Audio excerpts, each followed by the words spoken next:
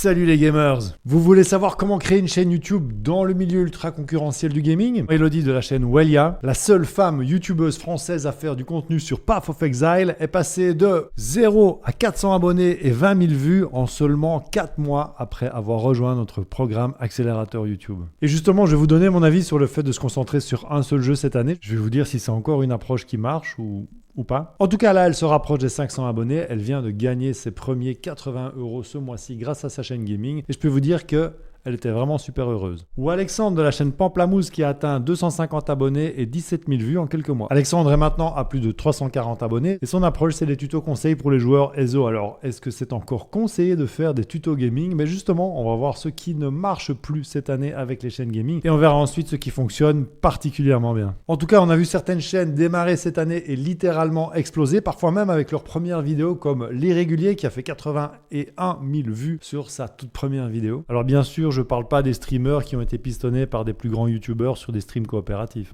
Non, je parle par exemple de Bilan Live qui a publié sa première vidéo il y a 4 mois et qui est déjà à 216 000 abonnés. De Kellyanne lancé il y a à peine 1 an et qui est déjà à 133 000 abonnés. Ou encore Ego qui a 768 000 abonnés en 1 an avec moins de 20 vidéos.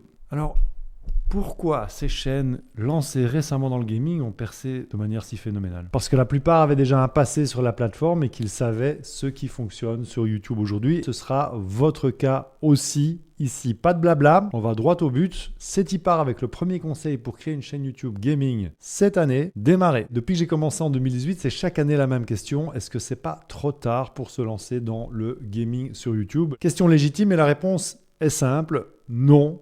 Ce n'est pas trop tard. Prenons l'exemple d'Elodie de la chaîne Wellia et Alexandre de la chaîne Pamplamousse qui ont tous deux démarré récemment et connaissent déjà un beau succès. Ça prend un peu de temps de développer une chaîne YouTube, surtout au début. Il faut mettre la machine en marche, mais au fur et à mesure du temps, vos vidéos s'accumulent et il y a un effet boule de neige puisque une grande partie de vos vidéos continuent à faire des vues des semaines, des mois, des années après leur publication, ce qui n'est pas le cas des autres réseaux sociaux comme TikTok ou Instagram. C'est pour ça que les débuts d'Elodie et Alexandre sont vraiment très encourageants, mais il y a aussi l'exemple de Petoul. Alors il n'a pas explosé de manière folle, mais par contre, il a fait des milliers de vues rapidement. Forcément, son sujet interpelle et les miniatures sont sympas. Surtout, il a une niche MF, Magic Find, qui n'est pas souvent abordée par les joueurs francophones. Le Magic Find, c'est une stratégie où les joueurs se concentrent sur l'amélioration de leurs chances de trouver des objets rares et puissants en ajustant leurs équipements et en ciblant des zones spécifiques du jeu. C'est une manière amusante et stratégique de jouer pour ceux qui aiment la chasse au trésor dans les jeux vidéo. Et là, Petoul, il est parti sur Torchlight, mais dans 2 mois, avec la nouvelle mise à jour de Path of Exile, sera de nouveau actif. Et justement, on va y revenir. Vous allez voir que c'est vraiment un élément très important. Mais avant ça, beaucoup de nos élèves se retrouvent dans une situation d'inaction. Ils ont plein d'idées de chaîne gaming et ils savent pas dans quelle direction aller. Et au final, ils passent pas à l'action, ils avancent pas. Ce phénomène, il est normal, il faut pas s'inquiéter. Prenez conscience que trop réfléchir à l'idée parfaite de la chaîne YouTube Gaming, c'est vraiment une forme de procrastination. Il y a beaucoup de personnes qui se trouvent bloquées à cette étape, qui cherchent sans fin l'idée de la chaîne YouTube Gaming idéale. En fait, il n'y a pas d'idée parfaite. L'important, c'est vraiment de se lancer et chaque idée, en fait, c'est une base de départ qui évoluera avec le temps. Démarrer une chaîne YouTube peut sembler intimidant, mais en reconnaissant les pièges de la procrastination et en adoptant une attitude flexible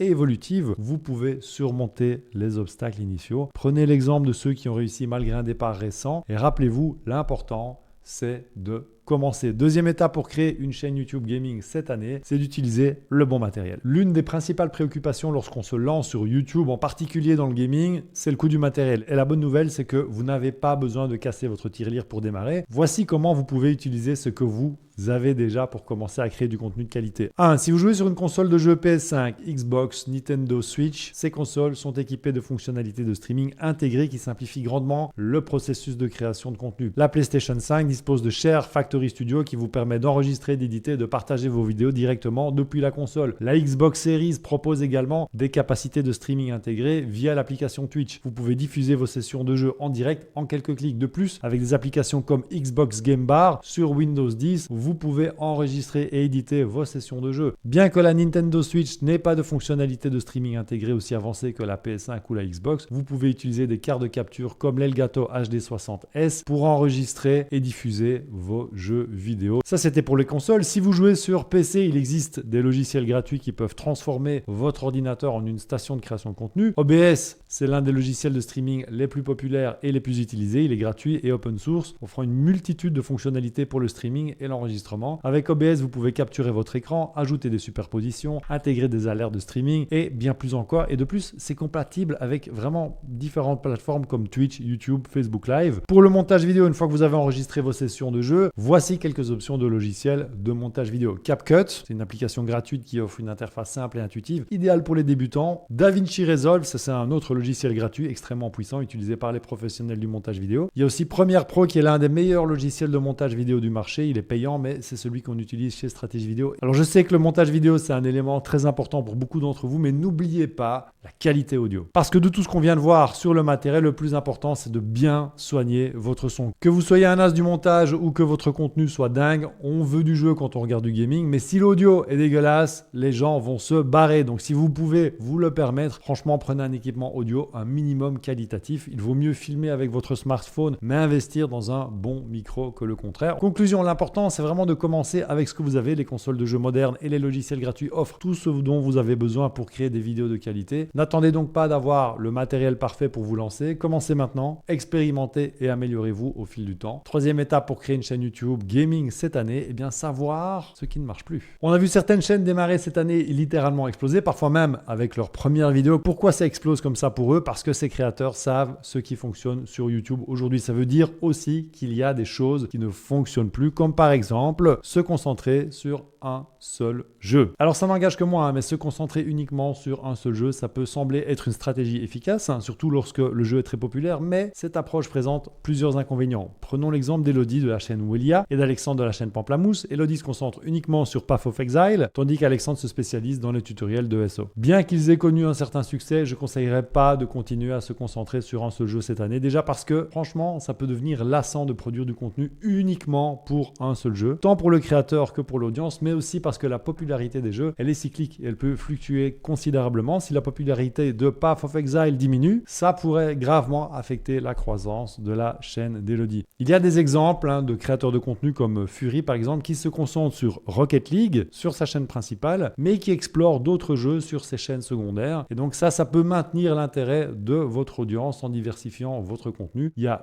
Hugo Lisoire aussi, qui est un autre exemple. Sa chaîne gaming se concentre sur Star Citizen avec plus de 35 000 abonnés, mais il a aussi une autre chaîne avec 500 000 abonnés sur laquelle il parle d'astronomie et d'astronautique. Alors c'est vrai qu'il ne parle pas vraiment d'autres jeux sur cette chaîne, mais ça lui permet au moins de sortir de la monotonie d'un seul jeu et surtout il présente les autres jeux sur Twitch. De toute façon, passer sur Twitch dans le gaming aujourd'hui, ça devient quasi incontournable. Il y a un autre bon exemple des limites de se concentrer sur un seul jeu et ça se trouve dans la communauté de Path of Exile. Quand l'activité de PoE ralentit, notamment à la fin des saisons, les joueurs cherchent d'autres jeux similaires pour maintenir l'engagement. Il y a 3 mois, il y en a beaucoup qui ont migré vers Last Epoch, un jeu qui partage des similitudes avec PoE. Plus récemment, avec la sortie de la nouvelle saison de Diablo 4, ces mêmes joueurs ont migré vers ce jeu. C'est un phénomène qui est motivé par le désir de rester dans la même catégorie de jeux, comme le hack and slash et le MMORPG, tout en explorant de nouveaux contenus. Les créateurs de contenu ont rapidement compris ces opportunités. Lorsqu'un jeu comme PoE est en baisse de popularité, produire des vidéos, des guides et des tutoriels pour des jeux alternatifs comme Last Epoch ou Diablo 4 permet de capter l'intérêt des joueurs qui migrent d'un jeu à l'autre. Et cette stratégie devient particulièrement visible à la fin d'une saison de PoE où le jeu devient quasi désert. En général, ces créateurs se définissent comme des joueurs de hack and slash ou MMORPG, ce qui permet à leur audience de ne pas être surprise par des changements de jeu. Le thème général de leur chaîne reste cohérent, ce qui maintient l'intérêt de leur audience tout en variant les jeux pour éviter la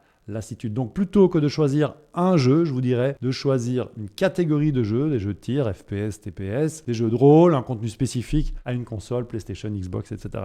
Deuxième chose qui ne marche plus non plus, c'est les vidéos d'actualité de mise à jour. De toute façon, les vidéos d'actualité de mise à jour, ça n'a jamais été conseillé chez Stratégie Vidéo. On essaie toujours de créer du contenu sans date de péremption. Et c'est vrai que ce type de vidéo peut rapidement devenir obsolète. Lorsqu'une nouvelle saison de Path of Exile est annoncée, par exemple, tous les créateurs créateurs de contenu se précipitent pour discuter des changements, des améliorations, des nouvelles fonctionnalités. Si vous tapez PoE 3.24 patch annonce, PoE résumé Necropolis 3.24, vous verrez une multitude de vidéos sur le sujet et ça dès le lendemain de l'annonce. Cette ruée temporaire peut générer des milliers de vues en un temps record. Notre élève Elodie en a fait l'expérience elle-même d'ailleurs cette saison en atteignant facilement 900 vues, mais ces vidéos stagnent ensuite et ne continuent pas à générer des vues à long terme. Donc l'intérêt pour ces vidéos il est vraiment éphémère et bien que ça puisse apporter une visibilité immédiate, c'est crucial pour tenir sur la distance, de ne pas épuiser toute son énergie là-dessus. Je ne dis pas que vous ne pouvez pas utiliser cette opportunité pour gagner des heures de visionnage et attirer de nouveaux spectateurs, mais franchement, gardez-en suffisamment sous le capot pour créer des vidéos plus durables et impactantes à moyen et long terme. Et dernier point important, lors de ces périodes d'actualité intense, l'originalité est vraiment fort diluée et chaque créateur en fait relaie exactement les mêmes informations. Il y a un autre format qui fonctionne moins bien, c'est le Let's Play. Alors c'est certainement le format gaming le plus populaire sur YouTube, mais c'est aussi le plus saturé. Alors oui, il y a des exemples comme Danfield avec 450 000 abonnés, mais bon, il a commencé il y a plus de 10 ans. Si vous démarrez une chaîne YouTube Gaming, ce qui est le thème de cette vidéo, ça va être difficile de vous distinguer avec ce type de contenu. Aujourd'hui, en tout cas, il ne faudra pas se contenter de juste lancer la partie, de jouer en vous enregistrant. C'est tellement facile à faire que, en fait,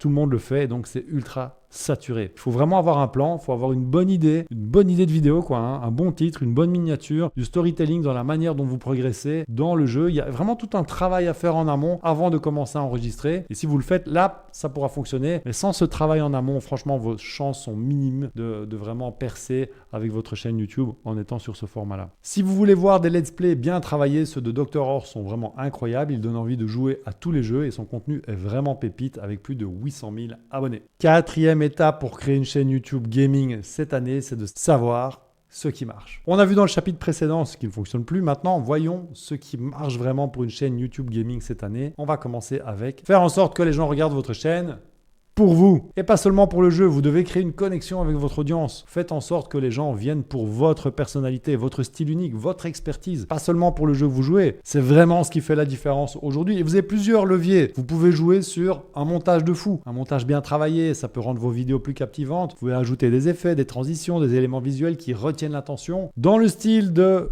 YouTuber qui a des super montages, il y a la grande revue qui envoie la sauce avec ses montages dynamiques et qui se casse vraiment la tête pour trouver des plans magnifiques du jeu Sea of Thieves. Pour faire en sorte que les gens regardent votre chaîne pour vous, vous pouvez aussi jouer sur l'humour, comme chez Chounet par exemple, qui est vraiment très drôle et qui fait une analyse critique des jeux qu'il a essayé. Vous pouvez jouer sur le côté provocateur, n'ayez pas peur d'aborder des sujets controversés, de prendre des positions audacieuses, ça peut attirer l'attention et susciter des discussions. Vous pouvez jouer aussi sur les compétences que vous avez dans un jeu. En montrant vos compétences exceptionnelles, les spectateurs aiment voir des joueurs talentueux comme Dofi, qui est selon nous le youtubeur francophone sur Sea of Thieves, Teradai qui a des compétences de pilotage hors normes, notamment en volant en Razmod à grande vitesse low fly. Vous pouvez aussi jouer sur des réactions over the top, vous exprimez vos émotions de manière exagérée, ça peut rendre vos vidéos plus divertissantes et engageantes. Alors là je pense à Humility sur Dofus, peut-être qu'il surjoue un peu mais sa voix est assez entraînante, après on aime ou on déteste. Vous pouvez aussi montrer vos émotions en étant authentique, partager vos joies, vos frustrations, vos excitations avec votre audience, ça crée une connexion plus profonde. Et bon les exemples parfaits étant Inoxtag et Michou, deux youtubeurs qui se sont confiés à leur audience tout au long de leur carrière en créant une sorte d'intimité avec leurs spectateurs. Amine Mathieu est aussi parfois bien dans l'émotion. Deuxième format qui marche vraiment bien pour une chaîne YouTube gaming cette année, c'est les vidéos essais et documentaires. C'est plus travaillé, plus engageant. Les vidéos essais et documentaires sont de plus en plus populaires. Ces formats demandent vraiment du temps, de la réflexion. On est diamétralement opposé au format let's play où le joueur enregistre simplement sa partie. Ici, il y a vraiment un travail de création de contenu. Alors concrètement, c'est quoi ? Par exemple, une vidéo d'essai sur Legend of Zelda, ça pourrait explorer en profondeur les mécanismes du jeu, son impact sur l'industrie du jeu, ses influences culturelles, artistiques, ses innovations en matière de gameplay. Le YouTuber pourrait analyser comment le jeu réinvente les conventions du genre et inclure des interviews avec des développeurs ou des experts. Un documentaire, par exemple, ça pourrait retracer l'histoire de la série Final Fantasy depuis ses débuts jusqu'à ses dernières itérations. Ça inclurait des segments sur l'évolution des graphismes, des récits, des mécanismes de jeu, des interviews avec les créateurs et les fans. Une telle vidéo, ça demande des mois de préparation, de montage, mais ça offre vraiment un contenu riche et engageant qui attire un large public. Et les youtubeurs qui tirent leur épingle du jeu dans ces exemples sont par exemple TPK ou Joueur du Grenier. Alors bien qu'ils soient principalement principalement connu pour ses vidéos humoristiques sur les mauvais jeux vidéo, Joueur du Grenier propose également des vidéos plus longues et documentées sur des séries de jeux ou des thématiques spécifiques du gaming. Troisième format qui marche vraiment pour une chaîne YouTube gaming cette année, c'est du contenu de haut niveau. Ça rejoint un peu ce qu'on a dit plus haut avec le fait de mettre votre personnalité en avant et de montrer vos compétences de gamer. Mais donc le contenu de haut niveau, eh bien, montre vos talents et vos compétences en jeu. Et ça, c'est vraiment extrêmement attractif. Ces vidéos, elles peuvent être longues avec peu de montage. Alors ces talents et compétences, ça peut être aussi autre chose que simplement ce que vous savez faire quand vous jouez. On a un exemple avec Rasmeltor sur Rocket League qui fait des solides analyses des joueurs, des meilleurs comme des moins bons. Alors après, dans le style de jeu ultra compétent, on a Mauxi qui est tout simplement un extraterrestre. Il y a aussi Huz, un des grands noms sur Domus. En plus, il met vraiment sa personnalité en avant. Cinquième étape pour créer une chaîne YouTube gaming cette année, c'est trouver des idées de vidéos qui font des vues. Trouver des idées de vidéos, ça peut sembler intimidant, mais il existe des méthodes simples et efficaces pour identifier des sujets qui intéressent votre audience et qui ont le potentiel de devenir viraux. Voici comment procéder. 1. Utilisez la saisie semi-automatique YouTube. C'est une des façons les plus simples pour trouver des idées de vidéos en tapant simplement le mot comment. On voit que YouTube complète la phrase avec justement ce qui est recherché sur YouTube. On va se servir de ces infos pour trouver l'idée de vidéo qui correspond à notre sujet et qui est recherchée par notre audience. Bah oui, parce que si YouTube le propose, c'est qu'il y a suffisamment de personnes qui ont déjà tapé ça dans la barre de recherche. Donc ça veut dire que c'est recherché. Commencez à comprendre. Donc ça donne pas mal d'idées de vidéos qui sont recherchées. Vous pouvez aussi utiliser vidIQ pour avoir des infos supplémentaires. Si vous avez moins de 1000 abonnés, franchement vidIQ, c'est l'outil qu'on vous conseille parce que ça va vous donner un score par rapport à votre idée. Et aussi, il va analyser la concurrence, c'est-à-dire qu'il regarde le nombre de vidéos qui ont déjà été publiées sur le sujet et il va vous dire justement si vous avez une chance ou pas de passer devant. Et vous pourrez utiliser le coach IA, c'est comme ChatGPT, sauf qu'il est directement relié à votre chaîne et à toutes vos données. Et en plus, il est entraîné pour être pertinent sur YouTube. Donc vous allez voir, vraiment, c'est pas mal. Ce que vous pouvez faire également, c'est explorer des chaînes similaires. Et vous allez voir quelles vidéos obtiennent le plus de vues. Vous notez les sujets, les formats, les titres de ces vidéos. Vous allez voir aussi les vidéos déjà publiées sur les sujets qui ont un bon score vidIQ. Vous analysez l'ancienneté des vidéos, leur miniature, leur structure ainsi que leur longueur. Et si vous sentez que vous pouvez faire mieux que, bah allez-y quoi. Par contre, si vous voyez que c'est une toute nouvelle vidéo, qu'elle est très complète, que franchement le mec il a beaucoup d'expérience, il a beaucoup d'abonnés, bah alors vous vous dites ok, je passe sur une autre idée. Donc pour résumer, ce que je vous encourage à faire, c'est vraiment de faire une étude de marché. Quatrième conseil,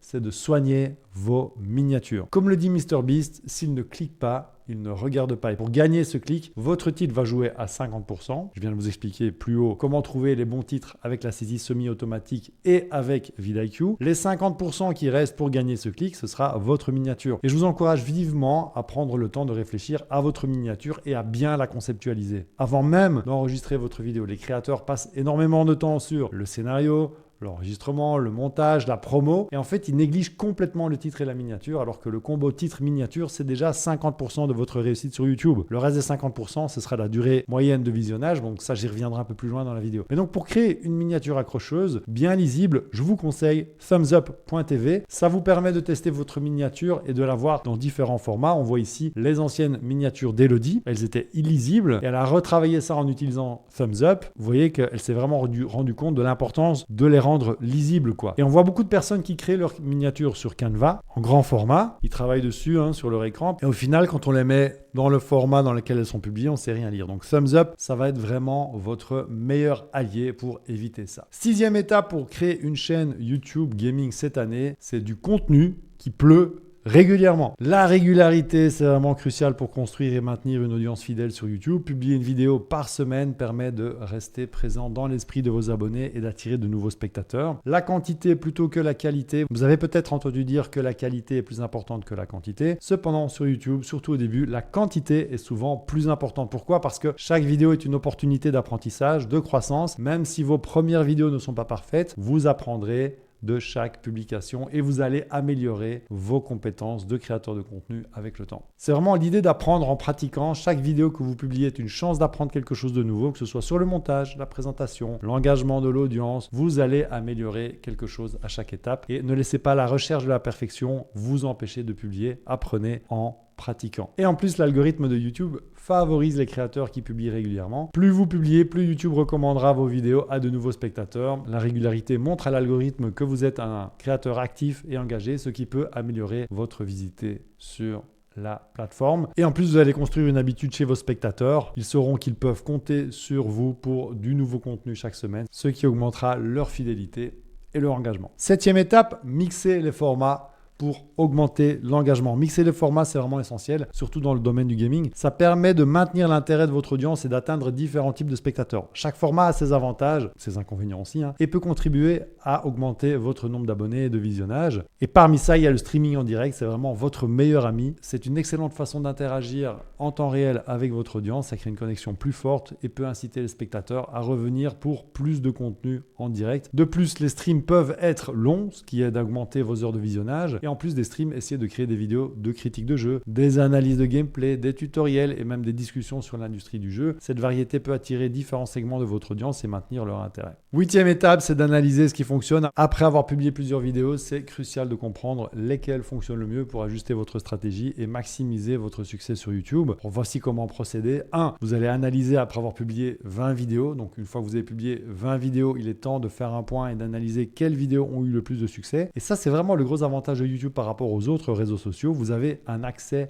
à énormément de données. Et cet exercice vous permettra d'identifier ce qui fonctionne, de peaufiner votre contenu futur. En conséquence, choisissez une période de 90 jours pour votre analyse. Cette période est suffisamment longue pour observer des tendances significatives tout en étant assez courte pour réagir rapidement. Une des données les plus importantes à observer, c'est la durée de visionnage. Plus les spectateurs regardent vos vidéos longtemps, mieux c'est pour votre chaîne. Donc regardez quelles vidéos ont les durées de visionnage les plus fortes et essayez de comprendre pourquoi. Est-ce que c'est le sujet, le format, le montage, peut-être votre manière de présenter. Démarrez, lancez-vous sans attendre la perfection. Prenez l'exemple sur Elodie et Alexandre qui ont débuté récemment et qui connaissent déjà du succès. Au niveau matériel, utilisez ce que vous avez. Console de jeu et logiciels gratuits comme OBS et DaVinci Resolve suffisent pour commencer. Savoir ce qui ne marche plus, évitez de vous concentrer sur un seul jeu ou de produire uniquement des vidéos de news, de let's play sans avoir un plan bien établi. Savoir ce qui marche, attirer votre audience avec votre personnalité unique, essayez des vidéos, essais documentaires et montrer vos compétences de jeu exceptionnelles. Pour vos idées de vidéos, utilisez la saisie semi-automatique de YouTube et des outils comme vidIQ pour trouver des sujets populaires. Créez des miniatures attrayantes et ajuster la longueur de vos vidéos. Publiez régulièrement, une vidéo par semaine, même imparfaite. La régularité, c'est vraiment la clé pour attirer et fidéliser votre audience. Mixez les formats, diversifiez votre contenu avec des streams en direct, des walkthroughs, des let's play pour augmenter vos heures de visionnage et analyser ce qui fonctionne. Après 20 vidéos, utilisez une période de 90 jours pour identifier ce qui marche le mieux. Regardez les durées de visionnage et ajustez votre contenu en conséquence. À bientôt. Ciao!